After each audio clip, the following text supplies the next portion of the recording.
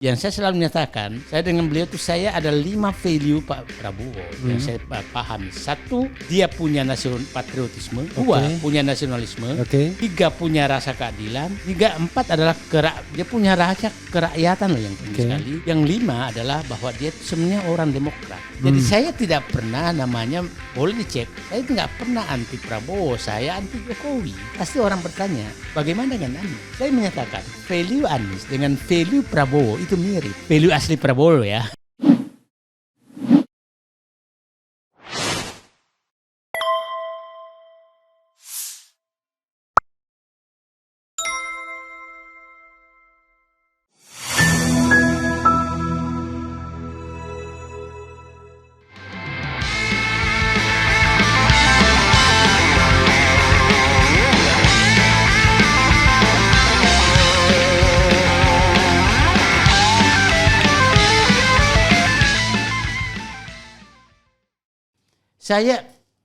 Saya tuh bermitra dengan Sri Mulyani pada saat SBY dan saya hormat betul dia karena betul-betul saat itu bagus sekali. Lurus.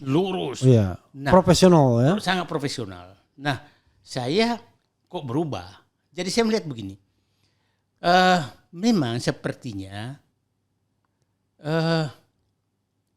mengangkat birokrat itu tadi saya ulangi, mengangkat birokrat itu harus menjadi suluh daripada kebenaran, bukan menjadi alat pembenaran. Sekarang kan dijadikan alat pembenaran. Yeah. Saya ngalami Pak SBY itu karena mungkin dia punya ini, saya biasa berbeda, tapi kalau dijelaskan dia oke gitu loh Pak.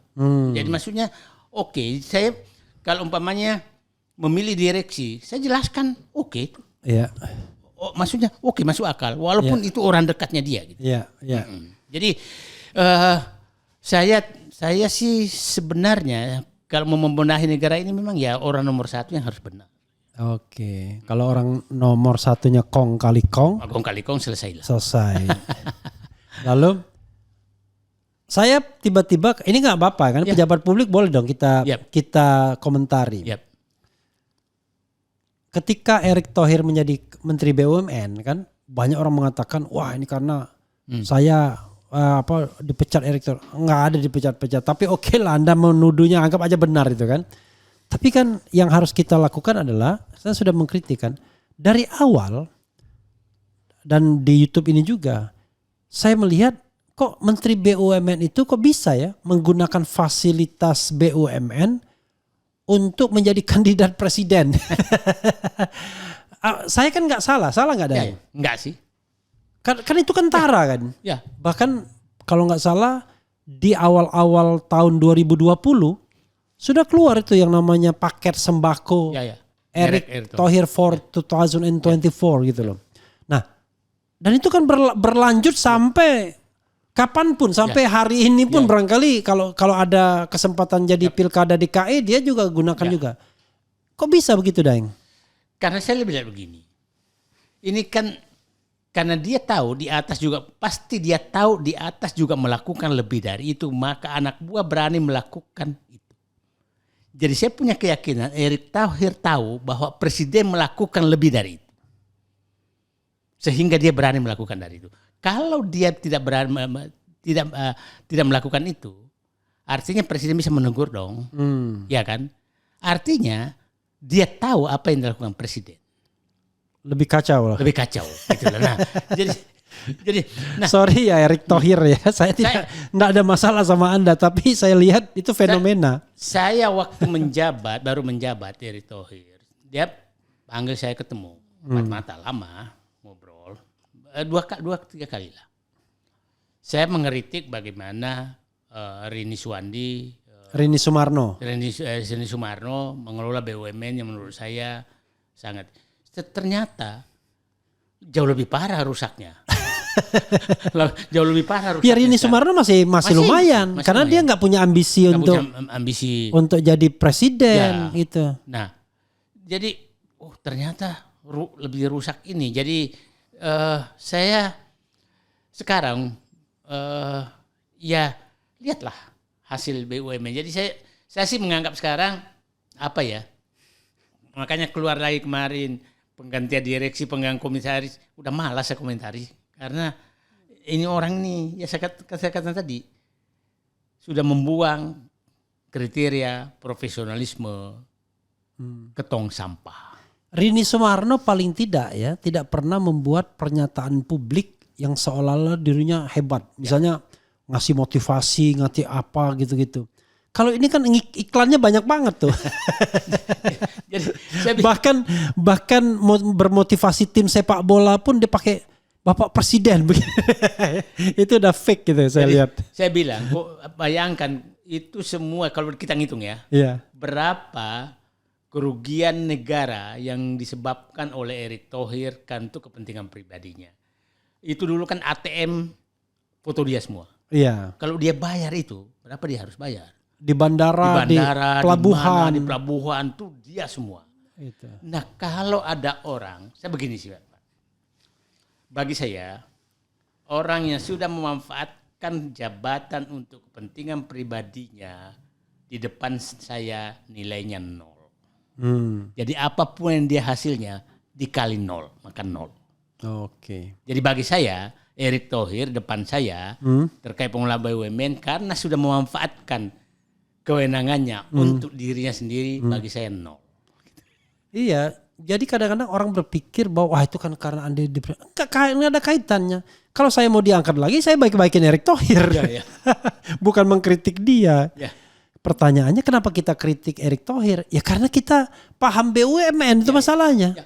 Kan saya kan nggak paham Menteri Perdagangan, Menteri apa gitu. Oke, Daeng. Bagian ini ya, bagian sebagai birokrat ini apa refleksi Daeng untuk sebagai penutup sebelum saya bergerak ke dunia politik. Oke. Saya begini, saya ingin sekali kembali birokrat itu menjadi suluh pelurus daripada para politisi, itu satu. Dan salah satu caranya adalah mengembalikan lagi birokrat itu betul-betul jalur karir yang dihormati, yang ada patronnya, yang eselon 4, 3, 2, 1 dan itu ada jenjang pendidikannya. Sehingga yang kedua ini harus steril dari politik. Steril dari politik. Yang ketiga, titipan saya kepada birokrat bahwa Andalah yang menentukan benar tidaknya pengelolaan negara ke depan. Dan Anda kalau negara ini salah maka dosanya juga di Anda semua. Nah, saya bibit benih-benih itu saya lihat sudah habis, Mas. Saya waktu diangkat Pak Bambang Susantono menjadi kepala otorita IKN. Oh ya, waktu Bambang Susantono diangkat. Betul. Ya. Saya bilang ini saya yakin orang ini tidak akan tahan. Karena saya tahu dia jiwa profesionalisme. Oke. Nah, kalau Bapak mau lihat birokrat tuh yang ini beliau itu birokrat. Oh dia birokrat ya Bambang Susantono. Oke. Susantono itu birokrat ini. Nah, birokrat tulen lah. Birokrat tulen itu contoh birokrat yang tulen. Tulen itu yang baik ya. Yang melurus saja. Yang lurus cocok itu. dia mundur. Nah, itu contoh birokrat yang ini. Jadi kalau birokrat yang sudah bagus, insya Allah negara ini. Nah, yang kedua saya minta birokrat tuh jadilah contoh. Saya sedih sekali, Mas. Saya datang ke kantor Kementerian BUMN. Itu berjejeran mobil mewah eselon 1. Bagaimana Anda mau menegur direksi dengan kemewahan? Gak bisa. Karena Anda pasti penikmat jabatan. Oke. Dulu, Pak Refli tahu, dulu salah satu mobilnya Sesmen BUMN itu Altis. Iya. Bukan kayak Camry. Iya. Orang bilang, apa bedanya? Nah, itu saya melihat, memberikan contoh-contoh kepada komisaris direksi itu penting sekali. Jadi saya menganggap bahwa kembali negara ini hancur, negara ini masih bisa diperbaiki apabila pemimpin mengembalikan birokrasi sebagai suluh pengelolaan negara. Ya, tapi ya saya harus kasih catatan. Hal yang paling saya kritik misalnya di Kementerian BUMN itu adalah eselon 1 dari Kementerian BUMN bahkan wakil menteri ya di Kementerian Keuangan, BUMN biasanya itu yang paling saya lihat ya. Itu menempati jabatan-jabatan empuk. Yep. Yang kalau dihitung penghasilannya bisa 1 miliar per bulan dengan tantiemnya kita pro rata. Maka disitulah misalnya kalau kita lihat coba lihat direksi pertama sama istana sama circle istana. Maka 4 himbara, Pertamina, Telkom, Mind ID, coba lihat pasti orang lingkar kekuasaan istana, BUMN, keuangan. Gimana dia mau bicara tentang good governance, clean government, dia muter-muter di situ aja. Coba lihat dirjen apa, kalau hari ininya nanti di Telkom, besok di Mandiri, besoknya itu. Gimana mau memperbaikinya? Jadi ada kekurangan saya juga yang nggak saya selesaikan. Saya dulu membuat aturan bahwa pejabat eselon 1, anggaplah masih ada kelasnya, kelas A, kelas B, kelas C, kelas D. Itu maksimum menerima berapa pendapatannya, bukan jabatannya loh. Jadi kalau umpamanya dia di Mandiri dapat tantiem, mungkin saya kasih tahu begini dulu, gaji presiden kan 69 juta. Harusnya kalian juga tuh dapat maksimum 69 juta dong. Kelebihannya disetor sebagai pendapatan negara. Jadi tidak berebut kemana-mana. Nah ini kan berebut kemana-mana, itu juga kesalahan saya nggak bikin aturan. Nggak bikin aturan itu. Nah, kalau itu bikin aturan, nggak apa-apa dia jadi komisaris di mana, tapi kan penghasilannya dipatok. Dan selisihnya itu dimasukkan. Itu dulu saya pernah rancang dengan Pak Anggito. Pak Anggito menyatakan sebaiknya nggak usah digaji, salah. Karena kan nggak digaji, artinya dia tidak bertanggung jawab, ya kan Pak? Ya saya pikir semua bisa menerima kalau dapat 50 juta sebulan tambahan sebagai komisaris tanggung jawab. Ya Pak Refli kan pernah di Nah, nggak masalah, tapi dipatok.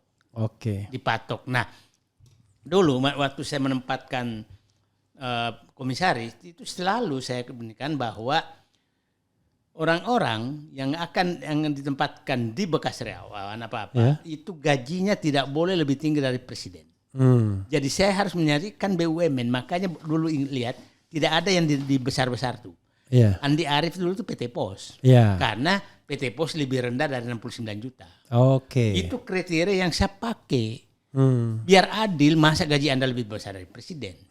Nah, itu akhirnya orang-orang itu di BUMN yang biasa-biasa saja. Nah, gitu. Nah, bukan mengejar BRI, Mandiri, Telkom gitu loh. Nah, itu menurut saya kalau pemerintah ini baik, ya udahlah. Karena itu hanya digunakan untuk kepentingan kenikmatan jabatan aja. Iya, kalau saya melihat bagi menteri tertentu itu juga maksudnya upeti juga. Ya, jadi saya membayangkan misalnya gini lah. Ini menteri ya kan? Kita tahu gaji menteri berapa, mungkin tambah tunjangannya berapa. Lalu ini dia punya staf khusus yang gajinya mungkin 1 miliar per bulan. Kira-kira moral hazard nggak menteri?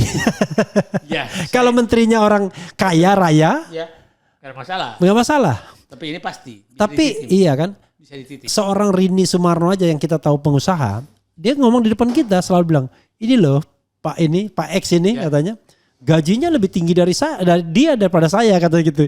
Berkali-kali dia ngomong di depan kita. Nah itu menunjukkan dia saja jealous gitu kan? Nah, kalau tidak jealous, dia nabi atau dia jadikan itu untuk upeti ATM. Nah, satu yang saya perbuka ini. Jadi satu kesalahan saya juga. Dan itu yang naikkan gaji direksi itu saya loh. Saya menaikkan gaji direksi sampai dipanggil oleh presiden saat itu. Kenapa kau naikkan gaji direksi? Dulu gaji dirut PLN itu 70 juta. Saya naikkan 200 juta. Jauh sekali. Nah, tahun berapa itu? Tahun 2006. Gaji dirut itu dirut Mandiri BRI naik juga sekitar menjadi 250 juta. Saya bilang begini. Ini karena rendah gajinya, maka banyak sekali dompet cadangannya. Nah, tapi saat itu saya hilangkan semua namanya dana operasional cadangan, nggak boleh ada. Hanya satu amplop. Jadi saya satukan amplop. Nah,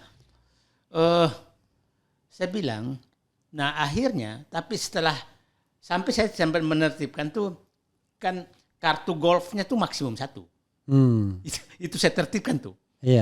yang boleh pengeluaran direksi sebulan tanpa bukti tanda tangan, tanpa bukti kwitansi hanya 5 juta sebulan.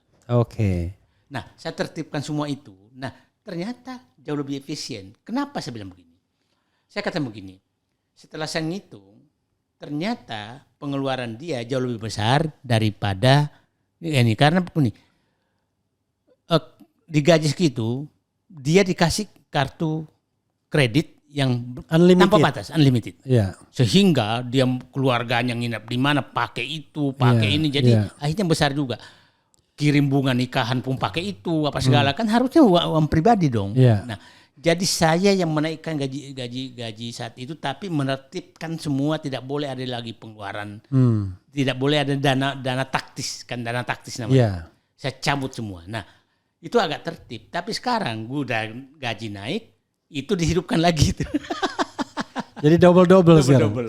Saya mungkin ya, sobat era sekalian, cobalah sekali-sekali ya, kita ini bicara tentang governance.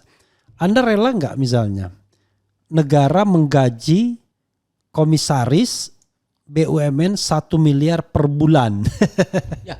untuk jabatan rangkap dan dia nggak ngapa-ngapain. Nggak ngapa-ngapain. Ya kalau rapat bisa sebulan 2 kali lumayan.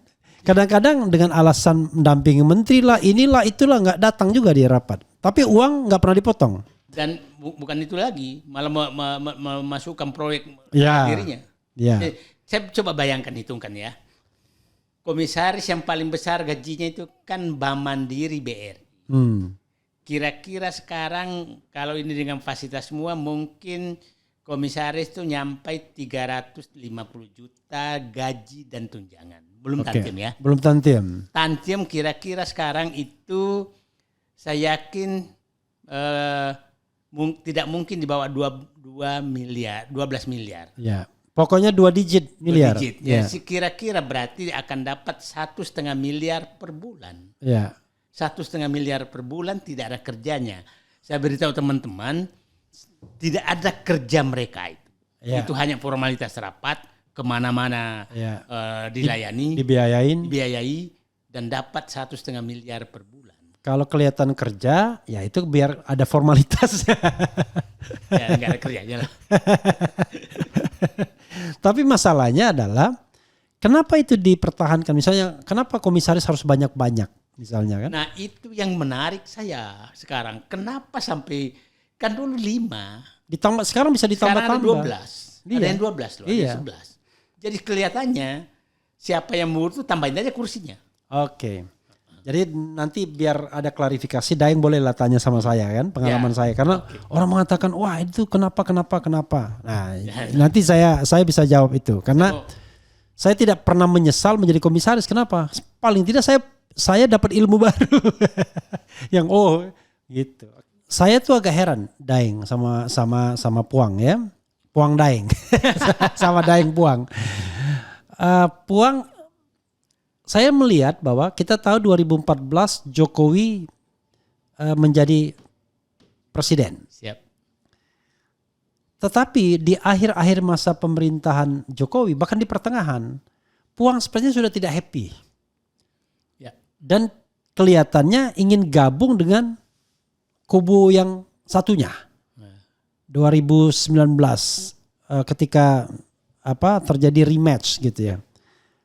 Kenapa? Padahal kan waktu itu Puang masih eselon 1. Yep. Masih menjabat sebagai komisaris Bukit Asam itu yang grade berapa? B plus? A itu. Ya kan? Dulu tantiemnya itu waktu itu 2M lebih. Wah, 2M lebih. Saya aja di Jasa Marga mentok-mentoknya cuma 1M doang ya. Coba bisa diceritakan ini karena ini sepertinya sudah membuka insting politik Puang karena setelah itu menjadi tim Anies dan lain sebagainya. Silakan Puang. Jadi 2014 memang kan saat itu masih PNS. PNS kan nggak boleh menjadi tim sukses. Tapi di balik layar saya karena pasangan dengan Pak JK, Pak Yusuf Kalla. Itu. Nah, Pak Yusuf Kalla salah satu patron politik saya. Yeah. Saya Jadi saya tim suksesnya Pak JK di balik layar lah. Oke. Membantu semuanya. Nah terus, dan saya lihat bahwa sampai 2016 Pak Jokowi itu di jalan lurus loh. Ya. Terlihat dari menteri-menteri yang diangkat. Ya. Ada Rizal Ramli, Sudirman Said, Anies Baswedan, Ferry Musilal Baldan. Itu aktivis-aktivis yang lurus. Ya kan, yang punya. Ya, Rini Sumarno juga track recordnya bagus. Iya kan. Orang-orang yang masih ini. Nah, pada saat reshuffle pertama, kok ini nggak benar orang ini. Tapi sebenarnya saya muncul kecurigaan tuh pada saat kami sedang bongkar Papa Minta Saham. Papa Minta Saham 2015. Ya. Nah, itu kan ribut sekali. Dan saya dengan Pak Sudirman Said betul-betul ini harus dibongkar. Oh, waktu itu posisi saya staf khusus menteri ESDM, oke. Dan yang semua dokumen tentang Papa Minta Saham di kantong saya. Oke. Saya paham betul semua. Nah, terus kita ditegur. Diminta menghentikan. Nah, di situ saya bilang, oh ini orang ini di publik mau dapat namanya, tapi di dalam kita ditekan. Disuruh menghentikan kasus Papa Minta Saham. Yang negor sih siapa? Pak Jokowi.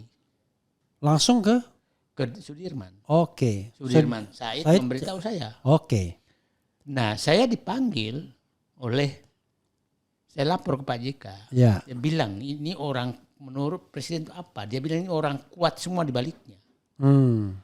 Mas Refli masih ingat waktu saat itu pidato dia hampir maghrib, Pak. Dia itu maksudnya Jokowi. Yang menyatakan aku ora sudi namaku dipakai. Oke. Ketua keluar kata gitu. Ya. Padahal 2 jam sebelumnya kita ditekan untuk menghentikan. Tapi karena kita tidak mau. Jadi kalau begitu udah aktual betul ya. Ya. Kita nggak mau, kita harus lawan. Ya. Sampai saya menyatakan saya rela dihilangkan oleh kekuasaan demi membongkar kasus ini. Saya katakan gitu. Ya. Saya akan hadapi. Nah, nyampe ke sana, muncul, aku ora sudi. Jadi ini munafik nih. Ya, nah, di situ saya mulai ini nggak benar orang ini. Nah, banyak hal yang terjadi. Diminta mulai belok. Yeah. Nah, jadi saya oke, ini nggak benar. Nah kita mulai setengah hati dan nah saya melihat ini ada beberapa ini dan saya Pak Refli saat itu juga kok mulai goyang-goyang nih saya bilang. Mulai goyang di tidak lagi pro benar ke Jokowi. Ya, karena 2016 kan saya kan udah keluar. 2015 bahkan saya udah keluar sebagai staf khusus kan. Nah, keluar staf khusus dari sana. Ya. Nah, terus ini mulai orang-orang jadi kita ini terpesona dalam hampir 2 tahun lah. Terpesona. Ya. Nah, sehingga saya tadi menemukan bukunya Pak. Harapan itu bernama Jokowi. Nah, jadi ini bukti Pak Refli harus pernah terpesona sama Jokowi, tapi mungkin karena akal sehatnya lebih menonjol, maka hanya 2 tahun terpesona, berbeda dengan sekarang masih banyak yang sadar terakhir gitu, termasuk Gunawan Muhammad sadar terakhir. Nah, sekarang orang menyatakan kenapa pindah ke ini? Saya bilang kalau orang sudah bekerja dengan tidak baik, maka kita harus pada saat itu saya mengundurkan diri macam-macam. Nah, tapi saya sebenarnya di jiwa politik itu lama, Mas Refli. Saya waktu reformasi 98, saya sudah anggota MPR DPR. Oke. Ya. Oh, karena waktu itu kan PNS ASN boleh. Boleh. Iya. Nah, saya saat itu jadi kalau orang menyatakan Fahri Hamzah tuh ya pendemo yang kita terima gitu loh. Jadi maksudnya saya di dalam dia di luar gitu. Jadi di akhir masa pemerintahan Orde Baru ya? Ya masa Orde Baru saya ada anggota DPR MPR gitu. Berarti mulai 97 itu ya? 97 jadi umur 35 tahun. Jadi saya pernah jadi politikus pernah. Nah itu saya pikir di 2019 ini kan pilihannya hanya 2. Ya. Prabowo atau Jokowi. Saya sudah membaca di 2000 ini bahaya orang ini kalau terusnya. Kita ke Prabowo dengan harapan bisa melakukan perubahan. Wah, kita lihat perangnya kayak apa. Nah, tahu-tahu Pak Prabowo merapat ke Jokowi 2019 kan? Iya. Nah, jadi kalau orang menyatakan kenapa Said Didu ke Anies, bukan. Karena saat itu nggak ada lagi juga pilihan. Ya kan, nggak ada pilihan lagi karena Prabowo dengan Jokowi lagi gitu. Jadi saya tidak pernah namanya, boleh dicek, saya nggak pernah anti Prabowo, saya anti Jokowi gitu.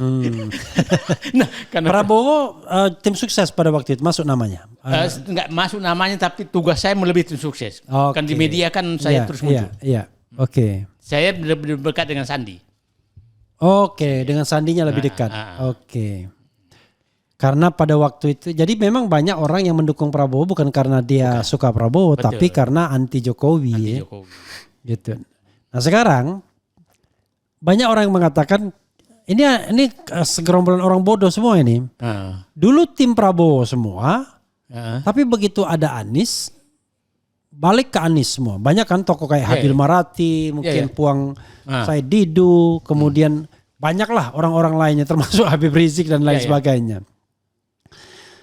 Tapi sekarang yang menang Prabowo. Nggak menyesal Puang. Saya begini sih. Begini. Ada orang berjuang untuk kepentingan. Ada berjuang untuk memperjuangkan value, nilai. Dan orang yang memperjuangkan value tidak akan pernah merasa kalah. Ya kan? Nah, value yang kita perjuangkan kebetulan value dulu ada di Prabowo. Nah, Prabowo nggak pakai value kita cari yang ada value-nya sama. Anies. Nah, sekarang apakah Anies menang, apakah value itu hilang? Jadi penegasan itu adalah value Prabowo hilang ketika dia gabung sama Jokowi. Nah, value itu hilang, gabung Jokowi. Malah menurut saya terdegradasi sangat jauh. Nah, pertanyaan saya sekarang adalah apakah Prabowo bisa kembali dengan value-nya?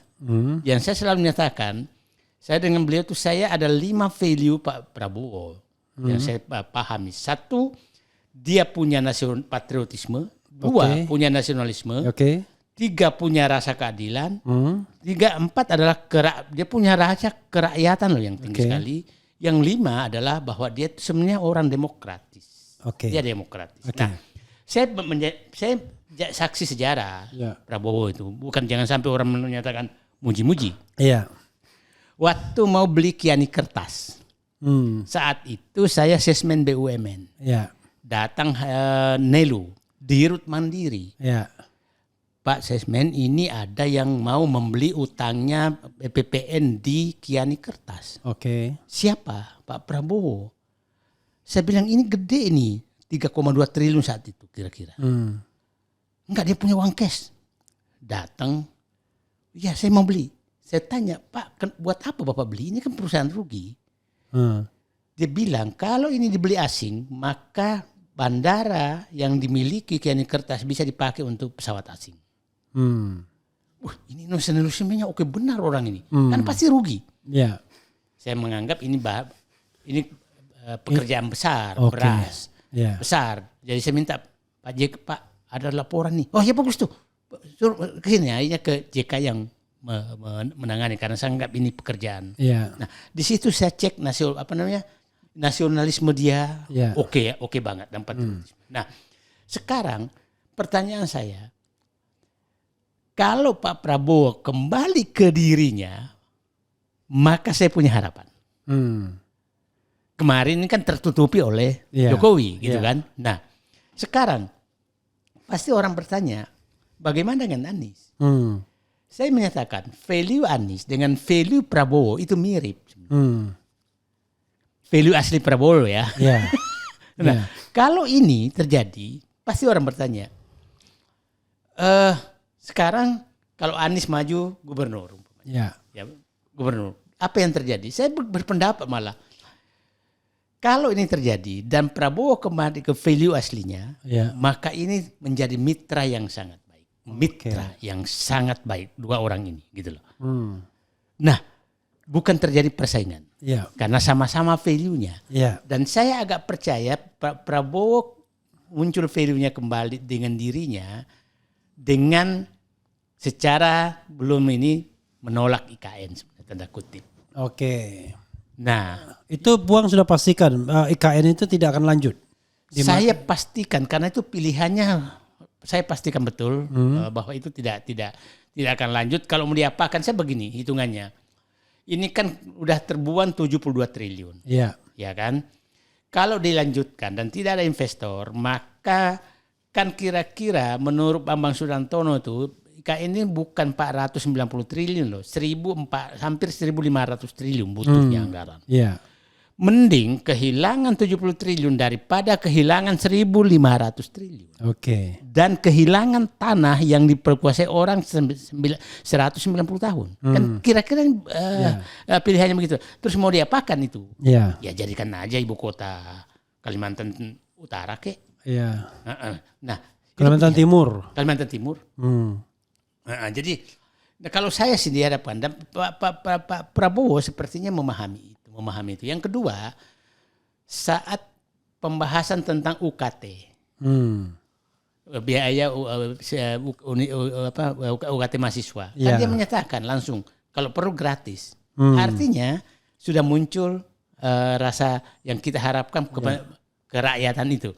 Nah, jadi terus muncul pernyataan kan, buat apa bangun jalan tol, buat apa bangun IKN kalau negara tidak aman. Iya. Ya, jadi saya lihat mulai muncul pribadinya gitu. Itu jadi kalau saya menyatakan jauh lebih berharap saya Pak Prabowo, kan begini, kita harus ini juga Pak Mas Refli ini politis benar. Mungkin bisa salah saya. Kita tahu bapaknya dia kan Pak Sumitro Joyokusumo kan sosialis, partai PSI, bukan PSI sekarang, Partai Sosialis Indonesia gitu kan, yang diambil Pak Harto kan, pada saat itu, pada saat dia pulang, itu saya melihat bahwa Pak Prabowo ini kan kelihatannya masih akan turun tuh. Nah, negara ini saya lihat dengan semakin menguatnya kapitalis, termasuk di politik. Maka perlu orang yang berjiwa sosialis yang meluruskan. Nah, saya melihat di Pak Prabowo muncul dan kita lihat tahu Pak Prabowo kan berjiwa sosialis yang menikmati keteraturan bagaimana negara dikelola selama Orde Baru. Keteraturan loh, bukan kebenaran, tapi keteraturan loh yang. Nah, saya ingin bahwa dia sekarang programnya kan betul-betul kan kembali kayak dulu. Pak Harto tuh pangan, papan, ya kan? Pangan, papan, pendidikan, kan kesehatan itu kan. Nah, saya melihat ke sana. Jadi saya takutnya, saya berharap sih mereka muncul terhadap dirinya sendiri itu loh. Gitu. Walaupun Puang belum dilantik saja, rombongannya sudah ke BUMN. Nah. Lalu menterinya sudah nepotisme. Gini, saya ingin introduction dulu bahwa kadang-kadang idealisme itu harus diuji dengan realitas kan kadang-kadang. Ya, saya juga menyesalkan itu terjadi. Ya. Saya menyesalkan itu terjadi sampai saya berpikir sekarang di titik yang puncak pemikiran saya, apakah para tokoh, para jenderal, para pimpinan parpol itu masih punya patriotisme, masih punya nasionalisme, masih punya integritas, masih punya etika dan moral mengelola negara ini. Itu yang ada di pikiran saya. Nah, pertanyaan saya adalah tadi kan langsung banyak sekali nih yang dimasukkan ke BUMN. Akhirnya saya juga jadi berpikir kembali, ini apakah saya tidak kecewa terhadap harapan saya terhadap Prabowo dengan 5 modal tadi? Nah, saya masih timbul lagi loh kok kayak begini sih, gitu loh. Maka belum lagi kalau kita misalnya ikut food estate misalnya, pembelian pesawat bekas gitu. Ya. Nah, jadi saya sih saya masih tetap menggugah presiden terpilih kembalilah ke aslimu. Ini agak susah sih membenarkan mengangkat pimpinan parpol. Coba contoh aja lah. Komut PLN, Agus Marto tuh kurang apa? Baru setahun udah diganti gitu kan. Iya kan? Nah, ini kan lucu gitu loh. Nah, diganti orang yang dekat sekali dengan Pak Prabowo. Jadi akhirnya harapan saya mulai kemarin tuh kok kayak begini. Kalau mau wakil menteri itu saya masih memaklumi karena itu kan pengganti tim transisi aja. Jadi tapi keluarga. Ya. Nah, itu yang problemnya. Jadi sekarang saya pikir saya masih ingat betul perkataan Pak JK. Apakah ini politik sayang anak, sayang keluarga? Apakah negara ini akan bubar dengan politik sayang keluarga? Karena semua sudah begitu, ya kan Pak? Tunjukkan orang yang berkuasa tuh hanya mikirkan anaknya, mantunya, saudaranya, ya kan? Ini kan yang dan kadang-kadang dilulukan orang sekitarnya kan? Ya. Kan seperti misalnya macam-macam lah, Zulhas tiba-tiba Zita Anjani, ya kan? Ya. Kemarin nggak ada hujan, nggak ada angin, Budi Jiwandono. Ya. Jadi ini ada, ini atau ini, Sarah Joyo Hadi. Jadi perlu kita suarakan apa ya? Sekarang ini jangan sampai negara jatuh ke komplotan pengelolaan negara yang berbasis sayang keluarga. Ini jadi Puang Dido itu yakin ya kan 5 komponen. Tapi begitu saya sodorkan realitasnya ragu lagi dia. Saya menjadi loh, kok kayak begini. Saya jadi saya berbunga-bunga setelah dia IKN realistis. Iya. Mohon maaf aja tentang mau mengevaluasi makan siang gratis juga saya senang loh. Karena pemimpin yang berani mengoreksi dirinya itu jauh lebih bagus daripada pemimpin yang cari popularitas atas pengorbanan rakyat. Itu kan saya lebih menghormati. Loh, tapi kok kemarin nih kok baru beberapa hari kok bertubi-tubi hanya mengangkat orang sekitarnya itu yang menjadi. Loh. Dan bertubi-tubinya di perusahaan backbone semua kan? Iya. Pertamina, Komutnya Main ID dan lain sebagainya. Jadi semua tim sukses itu kayaknya belum lagi DPA. Ya. Jadi ya udahlah. Saya gimana lagi tugas kita adalah mengingatkan beliau karena beliau adalah presiden terpilih. Nah, jadi saya hanya selalu menyatakan Pak Prabowo kembalilah ke jati diri asli yang saya kenal. Terakhir Daeng ya. Dua terakhir ini. Daeng mendukung Anies sebagai cagup DKI. Why? Dan terakhir, apa orientasi politik Daeng Puang ke depan? Apakah mau masuk partai politik atau bagaimana? Silakan Puang. Saya begini. Saya menyatakan sangat bagus kalau Anies maju supaya kita akan pilihan. Kalau Anies tidak maju, kira-kira calon pemimpin ke depan diuji dilihat mana. Maka yang menjadi cermin kedua ke depan itu kan adalah hanya presiden wakil presiden. Saya lebih cenderung muncul calon lain daripada muncul figur lain daripada figur wakil presiden. Belimbing sayur. Jadi saya yang menyatakan, saya mendukung Anies itu hanya menunjukkan bahwa ada calon pemimpin lain loh, selain Prabowo, dibanding dengan Gibran. Itu dalam ini saya. Karena kalau tidak ada, itu yang pertama. Yang kedua, saya melihat Anies ini bisa menjadi simbol rekonsiliasi. Simbol rekonsiliasi, maksud saya, Bahwa Prabowo menjadikan dia mitra Ya.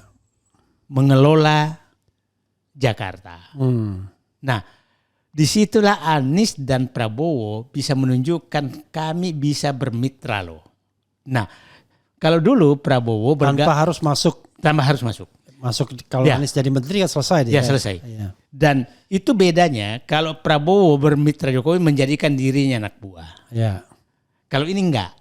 Dan saya berharap Anies bisa menjadi mitra sehingga Pak Prabowo konsentrasi di bidang lain yang tidak perlu lagi ngurusin Jakarta dan Prabowo bisa menggunakan kalau memang Anies masih tetap pemimpin seperti dulu di memimpin Jakarta menjadikan model kepada provinsi lain untuk mengelola daerahnya.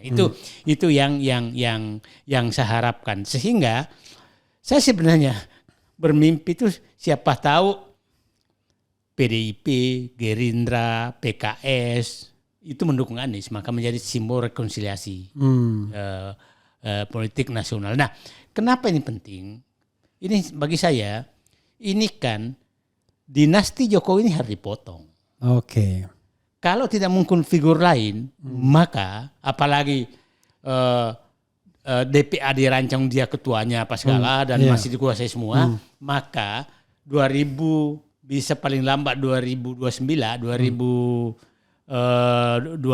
sekarang 2029, ya Gibran jadi presiden, karena nggak ada figur lain. Nah, jadi saya mendukung Anies muncul itu supaya muncul figur lain, ada calon pemimpin lain selain Prabowo.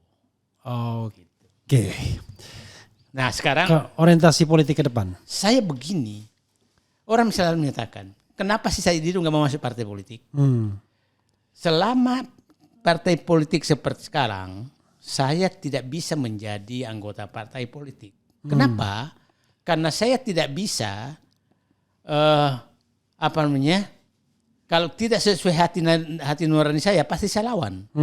Nah sementara parpol kan harus tunduk kepada ketua umum, apapun kata ketua umum. Nah ketua umum sekarang, mohon maaf aja, sistem politik kita nggak tahu dia jualan kemana.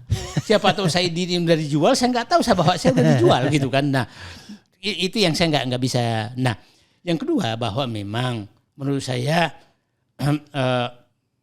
ya tidak kurang juga kalau kita di luar, Mas, nggak apa-apa. Itu banyak orang melakukan perbaikan dari luar kok. Nah saya kasih contoh lah.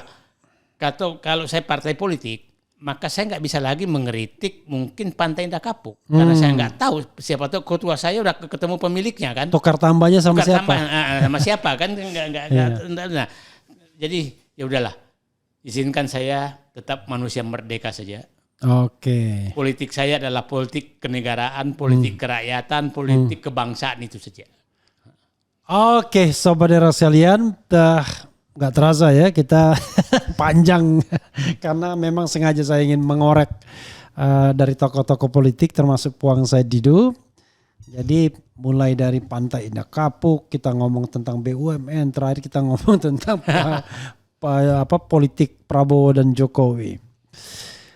Terima kasih Puang, mudah-mudahan ini nanti bermanfaat ya, paling tidak sebagai semi biografi seorang Said Didu. Wassalamualaikum warahmatullahi wabarakatuh. Waalaikumsalam warahmatullahi wabarakatuh.